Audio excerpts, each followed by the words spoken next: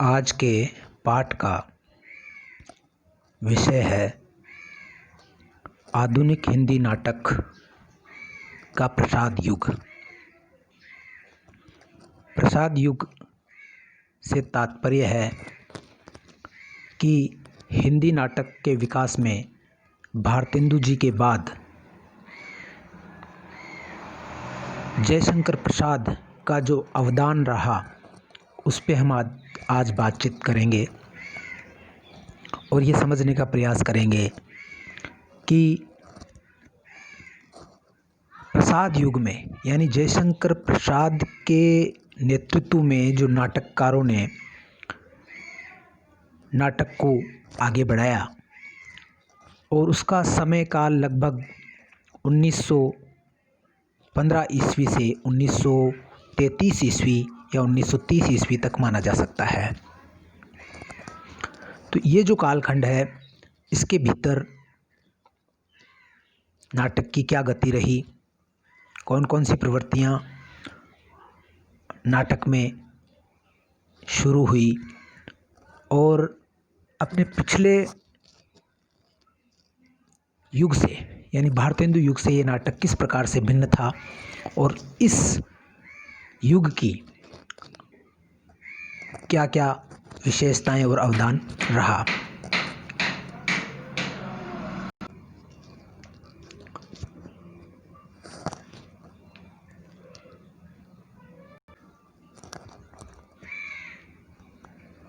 यह पाठ हम स्नातक तृतीय वर्ष के विद्यार्थियों को लक्ष्य में रख के तैयार करते हैं। इसमें जो स्नातक हिंदी साहित्य तृतीय वर्ष का जो दूसरा प्रश्न पत्र है उसका नाम है नाटक और निबंध। उसके तहत हम हिंदी नाटक के विकास के विभिन्न चरणों को पढ़ रहे हैं। उन्हीं चरणों में पहला जो चरण है भारतेंदु युग और उसके नाटककार, उसमें हमने अलग से पाठ बनाए हैं और आज हम हिंदी नाटक के विकास को एक नया आयाम देने वाले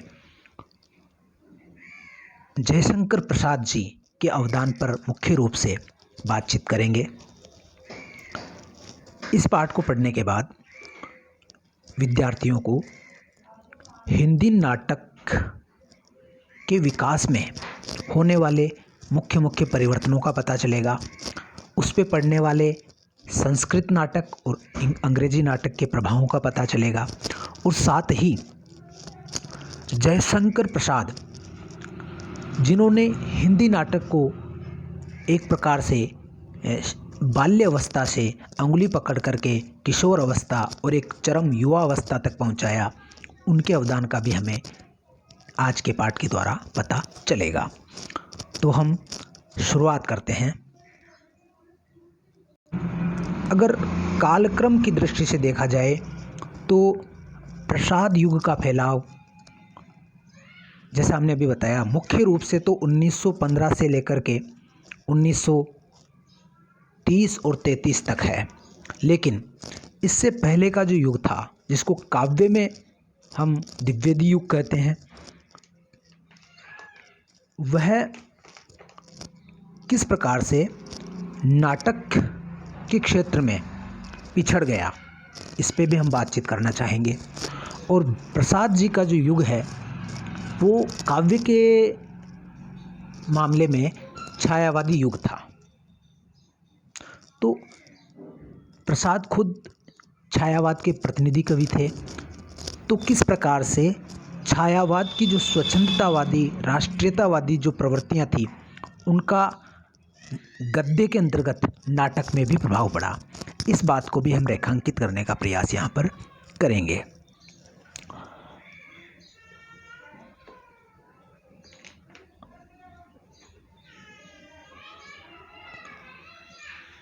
जयशंकर प्रसाद के बारे में ऐसा कहा जाता है कि उनका आविर्भाव एक ऐसे समय में हुआ जब हिंदी नाटकों में एक गतिरोध सा आ गया था, एक ब्रेक सा लग गया था।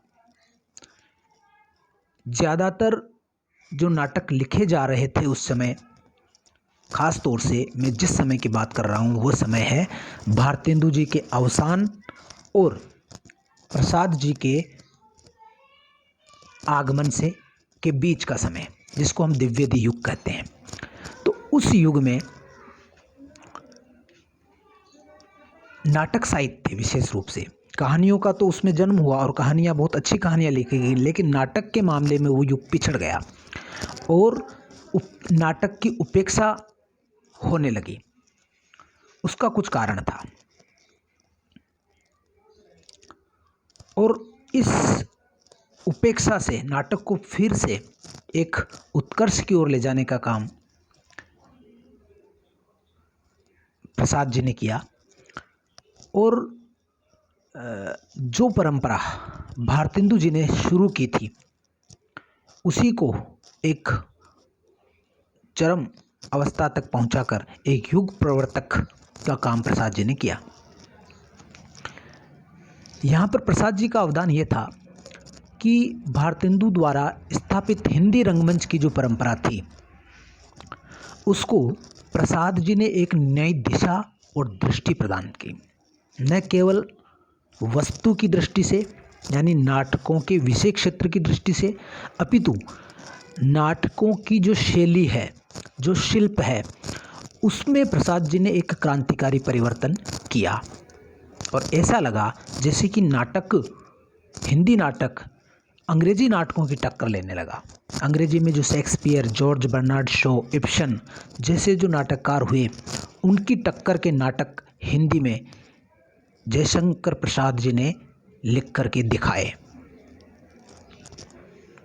ये एक तरह की क्रांति थी और जो प्रकाश, नाटकों का जो प्रकाश मंद पड़ गया था द्विवेदी युग में, वह फिर से प्रसाद जी के कारण से देदीप्यमान हो गया।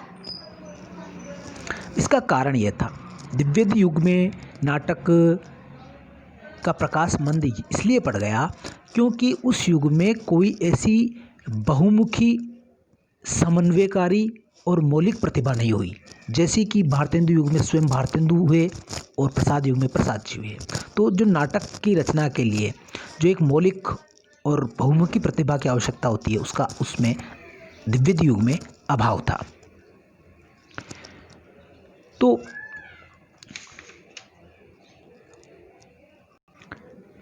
इस जो कालखंड है 1900 से लेकर 1930 का जो कालखंड है, इसको प्रसाद युग जब हम कहते हैं तो इसका कारण यह है कि प्रसाद जी का एक व्यक्तित्व ऐसा था जो न केवल परिमाण की दृष्टि से बल्कि उत्कृष्टता की दृष्टि से इतने ज़्यादा नाटक प्रसाद जी ने लिखे कि उसका प्रभाव आने वाले जो पीढ़ियाँ थी, जो नई पीढ़ियों के जो रचनाकार थे, नाटककार थे, उन पर भी रहा। इसलिए हम इस युग को प्रसाद युग के नाम से जानते हैं। जैसे कहानी में प्रेमचंद युग होता है, उसी तरह से इसमें अपने प्रसाद युग होता है। निबंध में जैसे शुक्ल युग होता है, आलोचना में शुक्ल युग होता है, रामचंद्र शुक्ल युग, उसी तरह से नाटक में ये प्रसाद युग के नाम से जाना जाता है।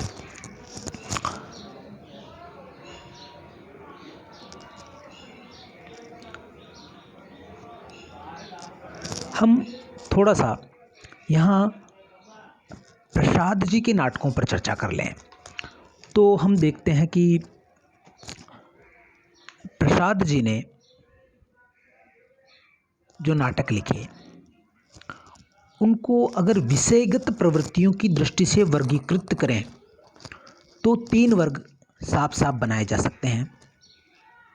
प्रसाद जी के नाटकों में तो 3 वर्ग होंगे, एक तो ऐतिहासिक नाटक, एक अर्ध ऐतिहासिक और तीसरे काल्पनिक नाटक।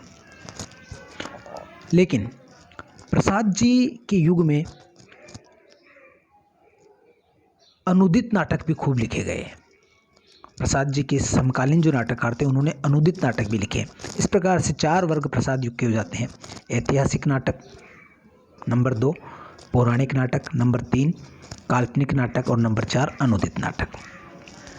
यहाँ पर ध्यान रखने योग्य बात यह है कि प्रसाद जी का ध्यान मुख्य रूप से ऐतिहासिक नाटकों की रचना पर ही रहा। उनके प्रमुख नाटकों पर हम दृष्टिपात करें तो वो इस प्रकार से है।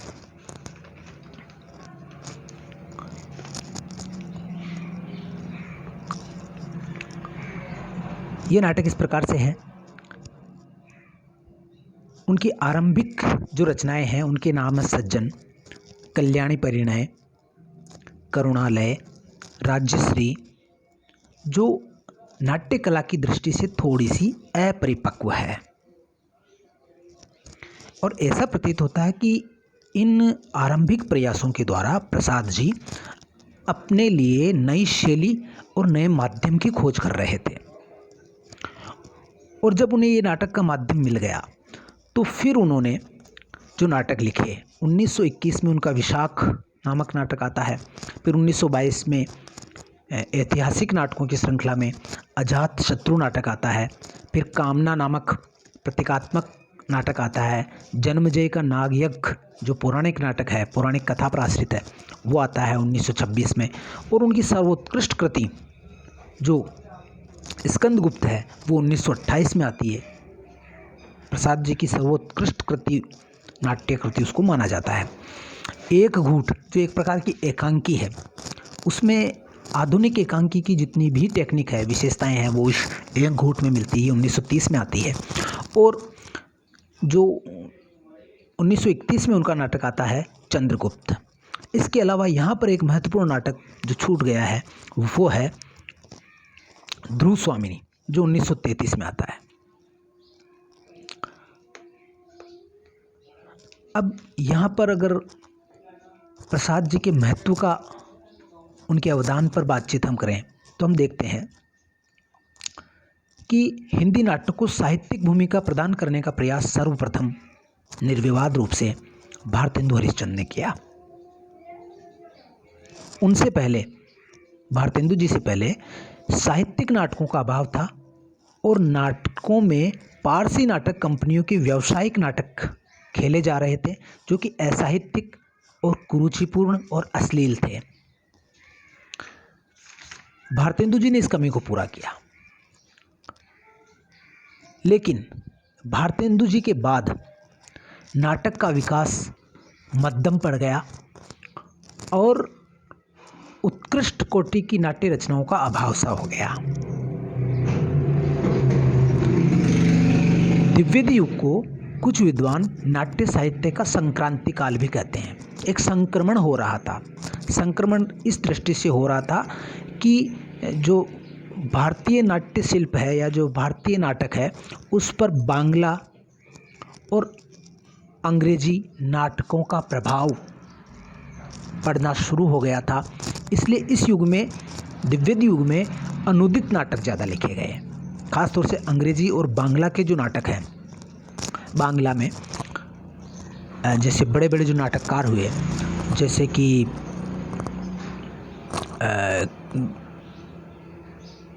द्विजेंद्र नाथ राय जैसे नाटककार हुए, तो उनके नाटकों का अनुवाद हुआ। और अंग्रेजी में से शेक्सपियर है, जॉर्ज बर्नार्ड शॉ है, इब्सन है, इनके नाटकों का भी अनुवाद हुआ। अब उस युग में ऐसा नहीं है कि हिंदी नाटककारों ने अच्छे नाटक न लिखे हों, लिखे थे, लेकिन बहुत कम मात्रा में ये नाटक लिखे गए। इनमें से कुछ एक नाटक इस प्रकार से हैं जो थोड़े साहित्यिक हैं। उनमें से नंबर 1 है नेत्रोन्मिलन, जो कि मिश्र बंधुओं ने लिखा। फिर चंद्रहास नाटक जो राय देवी प्रसाद पूर्ण ने लिखा, और चंद्रकला नाटक। और मैथिली शरण गुप्त ने चंद्रहास नाम से एक नाटक लिखा। इसी तरह से जगन्नाथ चतुर्वेदी ने मधुर मिलन लिखा, और माखनलाल चतुर्वेदी ने कृष्णा अर्जुन युद्ध नामक नाटक लिखा। लेकिन ये नाटक अगर तुलनात्मक रूप से देखा जाए प्रसाद युग से और भारतेंदु युग से, तो औसत श्रेणी के नाटक माने जाएंगे।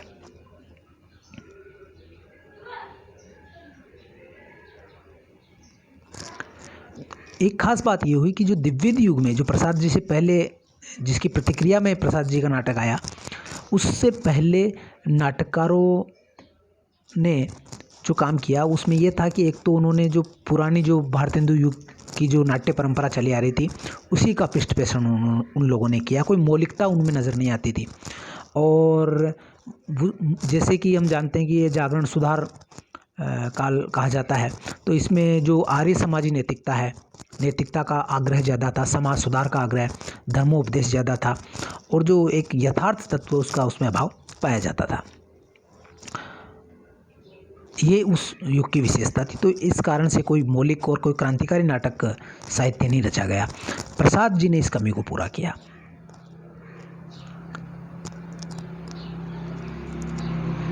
प्रसाद जी ने अपने देशवासियों के आत्मगौरव, स्वाभिमान, उत्साह एवं प्रेरणा का संचार करने के लिए अतीत के गौरवपूर्ण दृश्यों को अपनी रचनाओं में चित्रित किया। यही कारण है कि प्रसाद जी के अधिकांश नाटकों का कथानक उस बौद्ध युग से संबंधित है जब भारत की सांस्कृतिक पताका विश्व के विभिन्न भागों में फहरा रही थी। बौद्ध युग, उस पर उन्होंने मुख्य रूप से जो नाटक लिखे वो चंद्रगुप्त, विशाख, अजातशत्रु, ये ऐसे नाटक है जो उन्होंने बौद्ध युग पर केंद्रित लिखे हैं। और प्रसाद जी के नाटकों में हम देखते हैं कि उन्होंने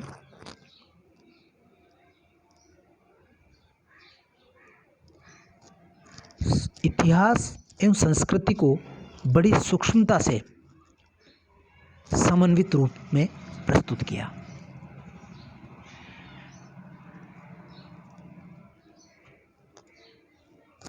उनकी विशेषता यह है, प्रसाद जी की अगर विशेषताएं हम जानना चाहें तो वो ये है कि उन्होंने भारतीय संस्कृति का बहुत गहन अध्ययन किया। उनकी इस अध्ययन में बहुत सारी चीज़ें शामिल थी, जैसे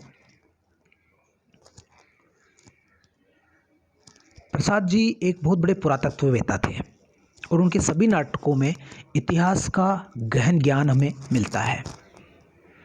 और इस पुरातत्व का आधार था प्राचीन शिलालेख। प्राचीन शिलालेखों का अध्ययन प्रसाद जी करते थे। जैसे कि हम देखते हैं कि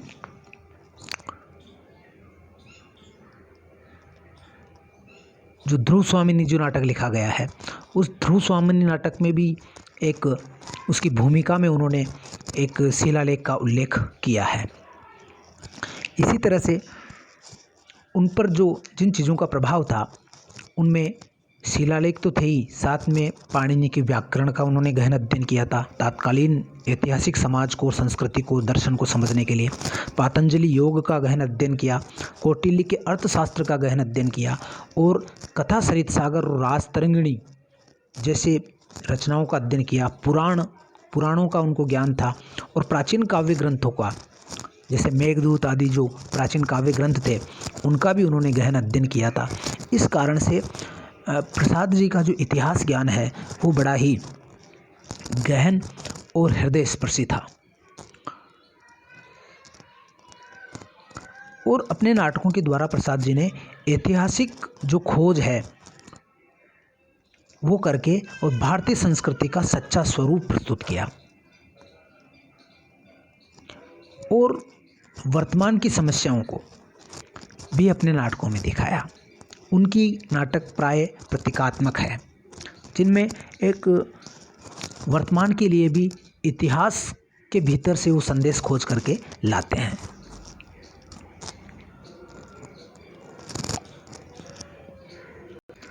अब यहाँ हम प्रसाद जी के योगदान पर आचार्य रामचंद्र शुक्ल का क्या मत है वो जानने का प्रयास करते हैं कि भारतेंदु जी के बाद में नाटक की क्या स्थिति थी और प्रसाद जी ने उन्हें किस प्रकार से अपना योगदान दिया।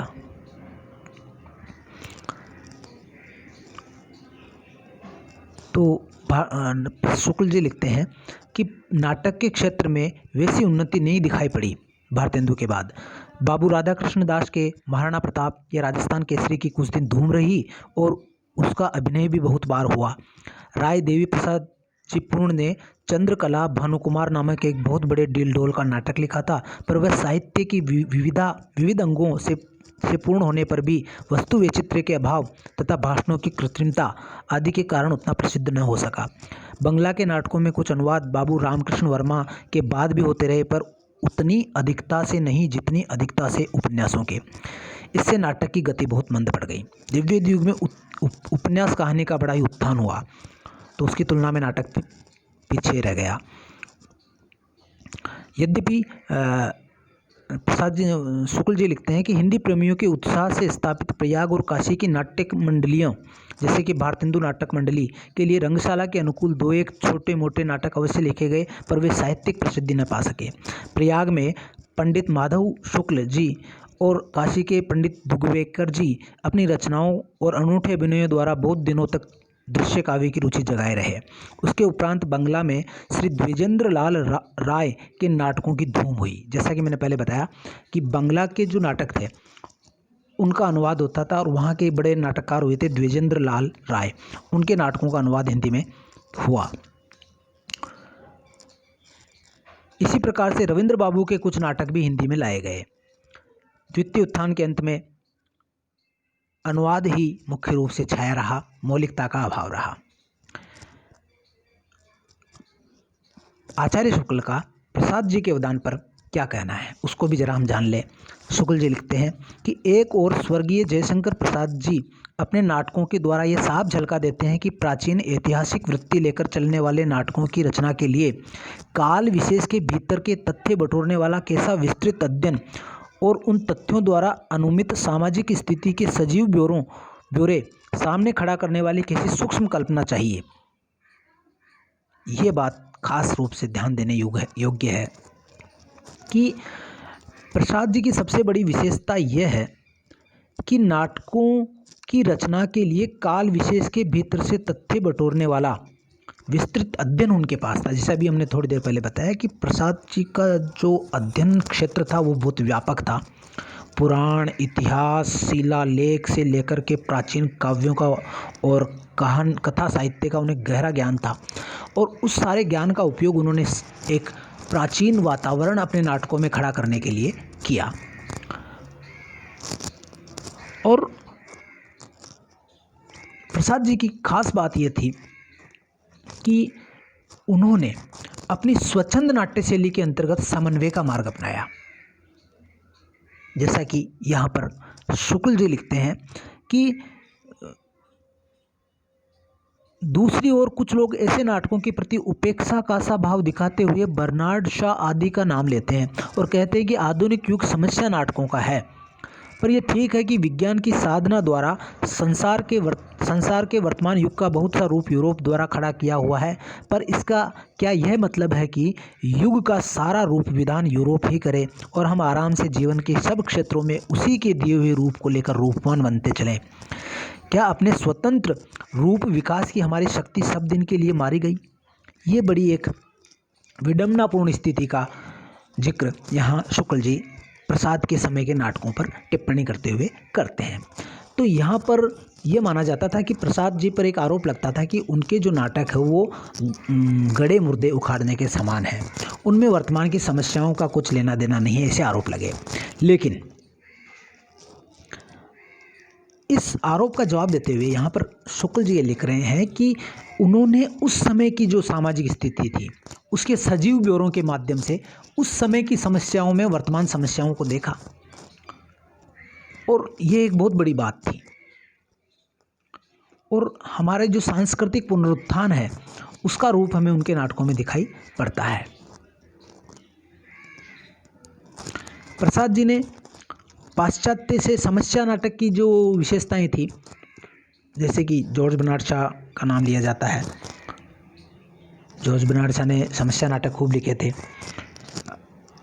तो उससे भी कुछ प्रसाद जी ने सीखा, और साथ में भारत की जो परंपरा थी उससे भी कुछ लिया, और इस तरह समन्वय के द्वारा एक नई शैली का निर्माण उन्होंने अपने लिए किया, जो न तो पूरी तरह से भारतीय नाट्य शैली कही जा सकती है और न ही पाश्चात्य आधुनिकतावादी नाट्य शैली कही जा सकती है।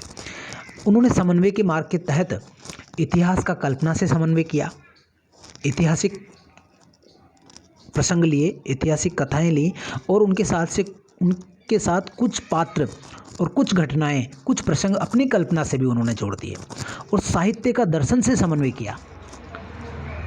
साहित्य से दर्शन से समन्वय का मतलब है कि उन्होंने जो कालखंड लिया उस कालखंड की सामाजिक विचारधाराओं और दार्शनिक विचारधाराओं का प्रतिनिधित्व करने वाले पात्र भी अपने नाटकों में रखे। जैसे चंद्रगुप्त का जो चाणक्य पात्र है वो एक दार्शनिक और राजनीतिक विचारों का प्रतिनिधित्व करता है। उसी तरह से अन्य नाटकों में भी यही स्थिति देखी जा सकती है। एक उन्होंने जो लोक विश्वास है उसका तथ्य से समन्वय प्रस्तुत किया। उन्होंने बहुत सारे लोक विश्वास जो चले आ रहे हैं उनके पीछे के सत्य को खोजने का काम अपने नाटकों में किया। जैसे कि जन्मेजय का नाग युग यज्ञ है, इसी प्रकार का एक नाटक है। तो प्रसाद जी ने हर दृष्टि से अपनी कल्पना और मौलिकता का इस्तेमाल करते हुए, अपने गहन ऐतिहासिक ज्ञान का इस्तेमाल करते हुए नाटकों को एक व्यापक रूप प्रदान किया। उन्होंने ऐतिहासिक नाटकों के अंतर्गत राज्यश्री जो हर्षवर्धन के समय कालखंड से लिया पर आधारित नाटक है, इसी तरह अजातशत्रु जो बौद्ध युग पर आधारित है, चंद्रगुप्त जो कि गुप्त मौर्य साम्राज्य के समय का पात्र है, स्कंदगुप्त जो कि गुप्त युग गुप्त साम्राज्य के समय का एक प्रमुख पात्र है, इसी तरह कल्याणी परिणय ये भी चंद्रगुप्त और कल्याणी के परिणय यानी विवाह से संबंधित नाटक है। इस तरह से ऐतिहासिक पात्र उन्होंने लिए और अपने एक इन नाटकों के द्वारा वर्तमान के लिए भी वो संदेश इन नाटकों में देते हैं। इसी तरह से पौराणिक नाटकों के अंतर्गत अर्ध ऐतिहासिक जिसको हम कह सकते हैं, जिसमें पुराण का भी समन्वय किया गया है, तो उनमें से है जन्मेजय का नाग यज्ञ, विशाख, सज्जन और प्रायश्चित। जो और कुछ काल्पनिक नाटक भी उन्होंने लिखे जो पूरी तरह से कल्पना पर आधारित है, जिनमें से कामना और एक नाटक को हम देख सकते हैं।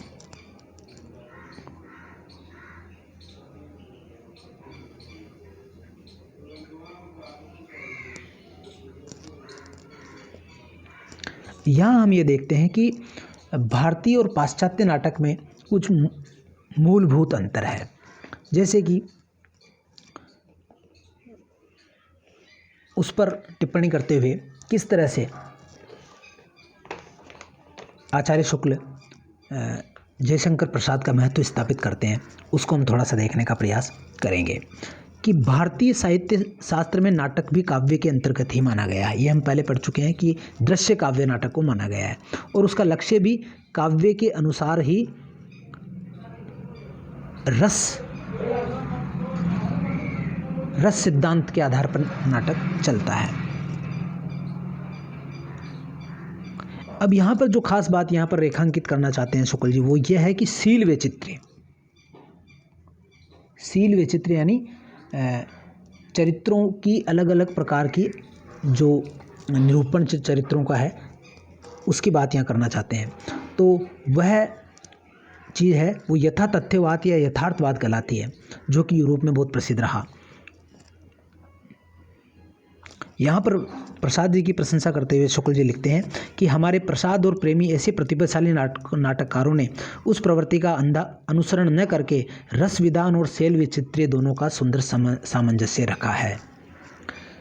रस विधान भारतीय परंपरा की मुख्य विशेषता है और शील वैचित्र्य यानी यथार्थ तत्व वो पाश्चात्य नाटक की प्रमुख विशेषता है और इन दोनों का समन्वय करने का काम प्रसाद जी ने किया।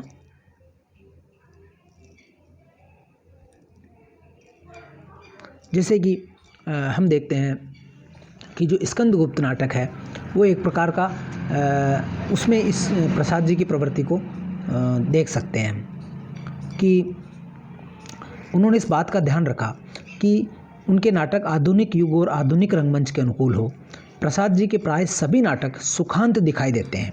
जैसे कि भारतीय परंपरा रही है कि भारत में जो नाटक होते हैं उनके अंतर्गत कुछ तत्वों का दिखाना सही नहीं माना जाता, जैसे कि मृत्यु है, ये नाट्यशास्त्र में चीज़ें हैं,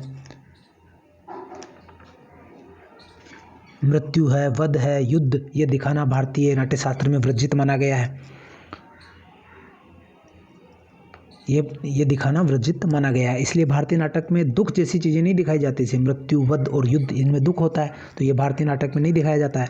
तो सुखांत नाटक होते हैं। और पश्चिम के नाटकों की ये मुख्य विशेषता है कि वो ट्रेजिक होते हैं, ट्रेजिडियाँ ज़्यादा लिखी गई, ट्रेजिडी ज़्यादा लिखी गई उस समय उस पश्चिम के नाटक में। तो प्रसाद जी ने दोनों चीज़ों का, सुखांत और दुखांत दोनों का समन्वय किया। और इसका एक अच्छा उदाहरण हमें देखने को मिलता है स्कंदगुप्त में। हम देखते हैं कि स्कंदगुप्त का जो पूरा जीवन है वो एक तरह से दुखमय जीवन है। दुखमय मतलब उसको जो स्कंदगुप्त है उसको जीवन भर कई प्रकार के बाह्य और आंतरिक संघर्ष से गुजरना पड़ता है। और हमें कहीं भी ये लगता नहीं है नाटक पढ़ते समय कि इसके जीवन में कोई आशा का संचार हो सकता है। लेकिन पूरे नाटक के सभी अंकों में उन्होंने दुखांत स्थितियों का वर्णन किया है। और अंत में भारतीय परंपरा के अनुसार नाटक को ढालने के लिए प्रसाद जी स्कंदगुप्त को सारी परिस्थितियों पर विजय प्राप्त करते हुए दिखाते हैं, और इस तरह नाटक सुखांत हो जाता है। इसी तरह से बात हम करें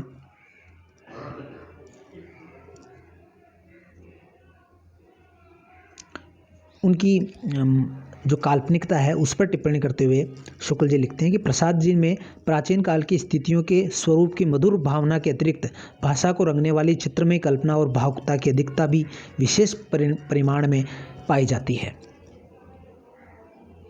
कल्पना और भावुकता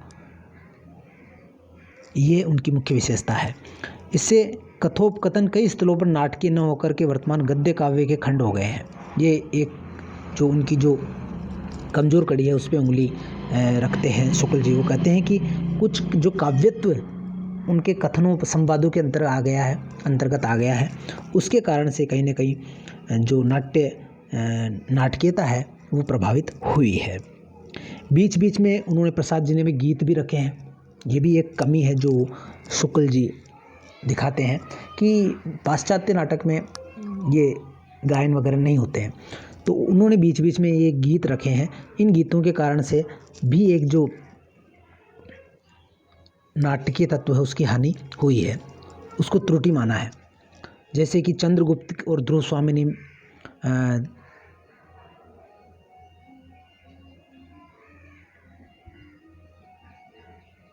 इन दोषों से प्राय मुक्त है।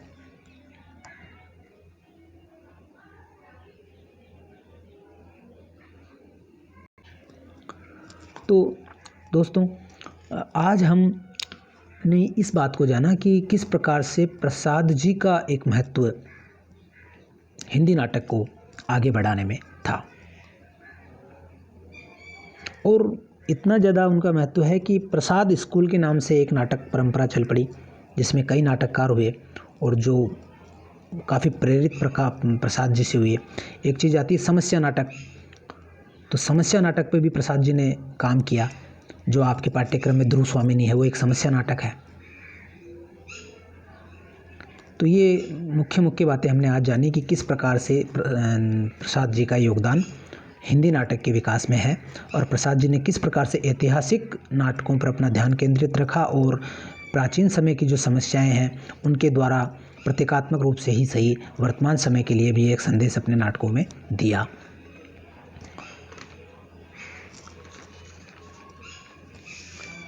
अगले पाठ में हम आपके पाठ्यक्रम में जो नाटक रखा गया है ध्रुव स्वामिनी, उस पर थोड़ी सी बातचीत करेंगे। तब तक के लिए इजाज़त दीजिए। जय हिंद, जय भारत। हिंद देश के निवासी सब जन एक है, रंग रूप वेशभूषा चाहे अनेक है। शुक्रिया।